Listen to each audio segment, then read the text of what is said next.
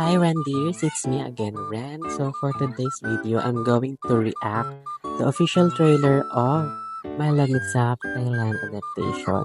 So sa mga hindi po nakakalam, ang My Lamits Up ay originated from a Japan manga. So ito ay adaptation ng MTV, which is pinagbibidahan ni Gemini, ni Ford. Also, we have a sad couple here, which is si Chokun at si Pan. Nandito rin ang pinakamamahal natin na si Ong Pao na nakilala natin sa Cooking Crush. So, I have an idea na sa magiging flow ng story. Hindi ko alam kung i-adapt to ng GMMTV kung paano ginawa sa Japanese version. Pero I hope sana. So sana wag sanang tanggalin yung mga iconic scenes dito. Maraming magandang scenes dito na napanood ko on Japanese version.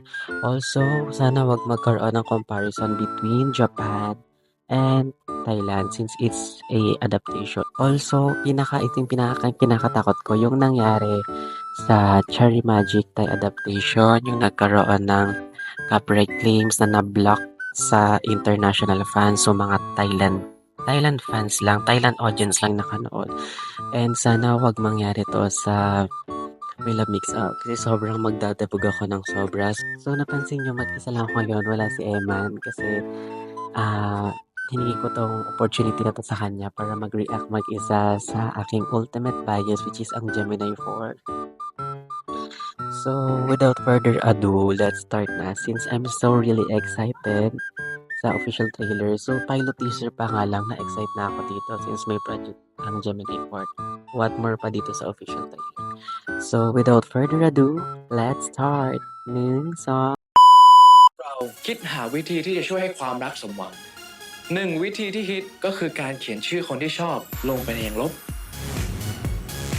ขอโทษนะคนที่มันมีชอบอะเราก็ชอบเหมือนกันแหละ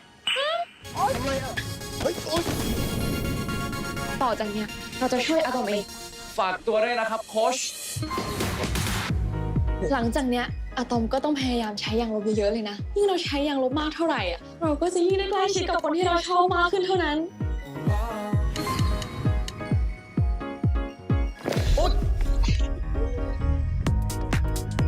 ยูว่านายคิดว่ามันน่ารักหรือต้าเหรอ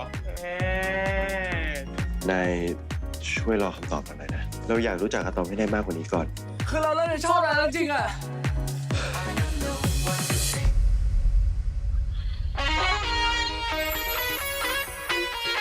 ตอม เมื่อกี้ได้ฟังวะเนี่ย ใครจะไม่ไปฟังรู้เรื่องอะอยู่ในห้อง2 ต่อ 2กับคนที่เพิ่งบอกชอบไปอะเราต้องตื่นได้เป็นเรื่องปกติดิ มีคนบอกแล้วว่า ตอนที่เราชอบใครอะสารเซโรโทนินจะหลั่งแล้วมันจะเหมือนมีผีเสื้อบินอยู่ในท้อง เรามาลองคบกันดูนะ ฮะ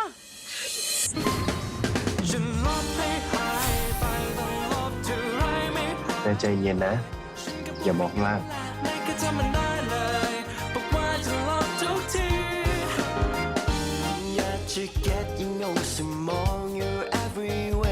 กูแค่รู้สึกแปลกๆอะตอนที่รู้ว่าตอมจะไม่ไปเรียนกรุงเทพกับกู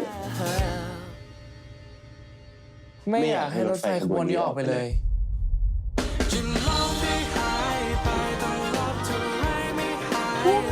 คือเราชอบเขาตั้งนานแล้วอ่ะ มันมีตบเราทำไมอ่ะ อย่างน้อยอะเราก็รู้ว่าความรักอ่ะมันไม่ได้แย่เสมอไปอะถ้าเราเจอคนที่ใช่อะนะ คนที่ใช่ ที่ผ่านมานายเป็นฝ่ายที่เริ่มก่อนตลอด คราวเนี้ยเราขอเป็นฝ่ายที่เริ่มก่อนบ้างนะ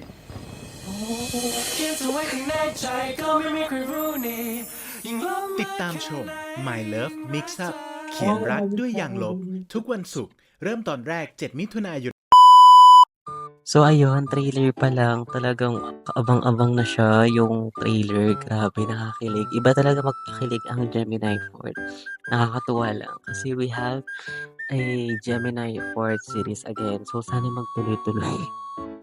Medyo na kanina nung last part, medyo I got teary-eye kasi medyo na-miss ko yung Gemini 4 sa isang series.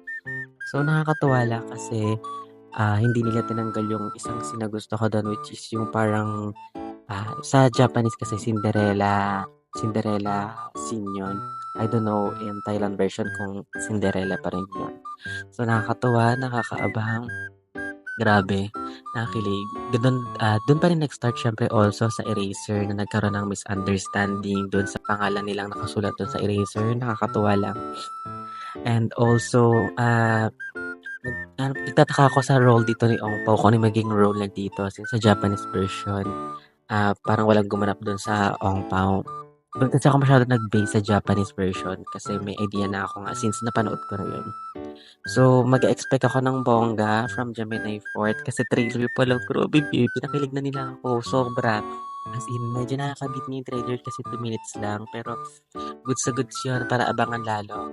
So, ang My Love Mix Up ay every Friday ang upload. So, kapalit siya ng 23.5.